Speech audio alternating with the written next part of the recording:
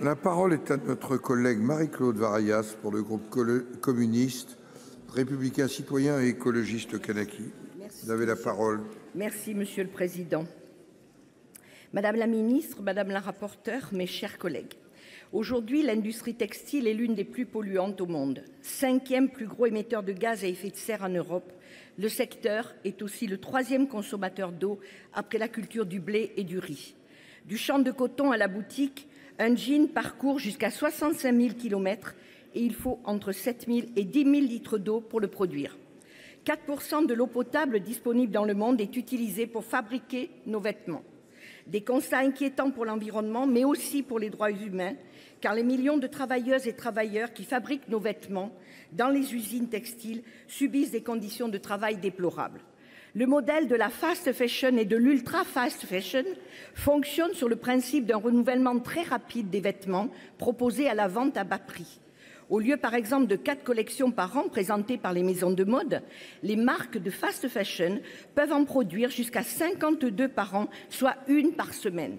Ces marques ne créent pas, mais copient les créateurs de prêt-à-porter. Elles produisent ensuite en grande quantité pour réduire les coûts et pour avoir assez de stock, allant jusqu'à produire trop et brûler les invendus. Ce modèle incite à la surconsommation de vêtements et produit 932 millions de tonnes de déchets textiles par an et dont très peu sont recyclés. De 58 millions de tonnes de vêtements produits en 2000, nous sommes passés à 109 millions de tonnes en 2020 et nous nous dirigeons vers une production annuelle de 145 millions de tonnes d'ici 2030. En 2010 et 2023, le nombre de vêtements mis sur le marché en France est passé de 2,3 milliards à 3,25 milliards, soit une augmentation de 39%. Cette évolution est en décalage complet avec la hausse de la population, car plus que le besoin de vêtir, il s'agit bien de l'appétit des industriels du secteur qui explique cette augmentation exponentielle. Selon les statistiques, les Français consommeraient en moyenne 9 kilos de vêtements par habitants et par an, dont seulement un tiers passerait au tri. Sur l'échelle européenne, c'est 4 milliards de tonnes d'habits qui font l'objet de déchets vestimentaires annuellement. Ces plateformes qui nous envahissent quotidiennement sur les réseaux sociaux veulent faire de nous des prisonnières et prisonniers victimes à notre insu d'une surconsommation. La fast fashion est une concurrence déloyale qui s'avère très agressive pour nos industries textiles françaises dont l'emploi a été divisé par 3 depuis 1990. Moins de 3% des vêtements vendus en France sont fabriqués en France. L'accélération de la désindustrialisation a inéluctablement touché le secteur de la distribution. 2022 et 2023 ont été catastrophiques pour certaines marques françaises comme Camaïeu, Koukaï, San Marina, Pimki et plus récemment Jennifer, en liquidation judiciaire depuis fin avril, et Naf-Naf, placé en redressement judiciaire et qui emploie plus de 600 salariés. Roubaix, l'ancienne ville aux 1000 cheminées, ex-capitale du textile français, compte aujourd'hui quasiment 30% de chômage. La cause du problème de ces enseignes résulte d'un report de la consommation vers les enseignes low cost et il ne faut pas écarter l'impact de l'inflation qui a touché le pouvoir d'achat des Français.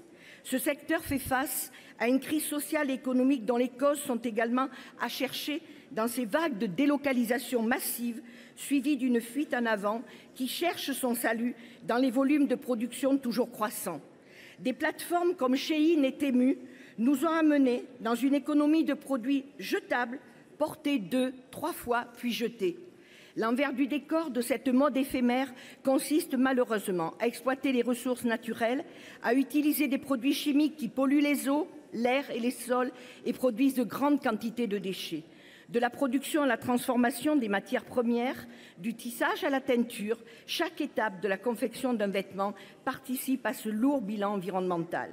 Insoutenable pour la planète, mais aussi pour les travailleuses et travailleurs des pays où les entreprises textiles ont délocalisé les usines. En 2013, l'effondrement du bâtiment Rasa Plaza à Dhaka, au Bangladesh, a coûté la vie à 1130 ouvriers, devenant l'une des catastrophes les plus terribles de l'histoire du textile. Les consignes d'évacuation qui avaient été données la veille avaient été ignorées par les responsables des ateliers parce que les vies humaines ont parfois moins de valeur que les marchandises à produire. Dans ces pays, le coût de la main-d'œuvre est faible et les droits sociaux n'existent pas, ce qui permet aux multinationales de multiplier leurs profits au détriment des travailleuses, car à 80%, ce sont des femmes vulnérables et surexploitées. Pendant que Shein a engrangé plus de 2 milliards de dollars de bénéfices en 2023, Zara 5,8 milliards de dollars, le salaire d'une ouvrière ou d'un ouvrier du textile est de 100 dollars mensuels. Par un amendement que j'ai déposé pour mon groupe, rejeté lors de l'examen du texte, nous avions proposé d'ajouter sur le respect des droits humains et des salaires un même système de bonus et de malus, car l'exploitation exacerbée de notre planète ne peut se faire sans une exploitation tout aussi exacerbée des travailleuses et des travailleurs. Cette proposition de loi, considérée détricotée par les uns, ambitieuse pour d'autres, a le mérite d'être une étape pour réguler l'hyperproduction et l'hyperconsommation. Ce texte incitera fortement l'industrie textile à repenser sa façon de produire pour éviter des malus, des pénalités et éventuellement profiter des bonus lorsque la production des vêtements répond à des critères de durabilité. Avec le rétablissement de l'article 3 qui interdit la publicité, nous nous attaquons au principal ingrédient de la surconsommation. Je l'ai rappelé la semaine dernière, Shein en 2023, c'est 43,8 millions d'euros investis dans la publicité digitale et Temu 27,5 millions. Nous aurions souhaité cependant que ce texte soit plus ambitieux pour soutenir les structures qui aident à recycler et à réemployer les vêtements. Dans l'ensemble, et je remercie notre collègue rapporteur, ce texte marque une étape encourageante pour réguler un secteur dont l'empreinte environnementale représente 8% du total de nos émissions de CO2. S'il reste beaucoup à faire pour réindustrialiser, décarboner notamment le transport de marchandises en misant sur le ferroviaire notamment, nous devons agir pour favoriser la sobriété et la relocalisation. Acheter moins, mais acheter mieux, avec des salaires qui permettent l'achat de produits de meilleure qualité et souvent plus écologiques. Mon groupe votera cette proposition de loi. Je vous remercie. Merci, cher collègue. La parole est à notre collègue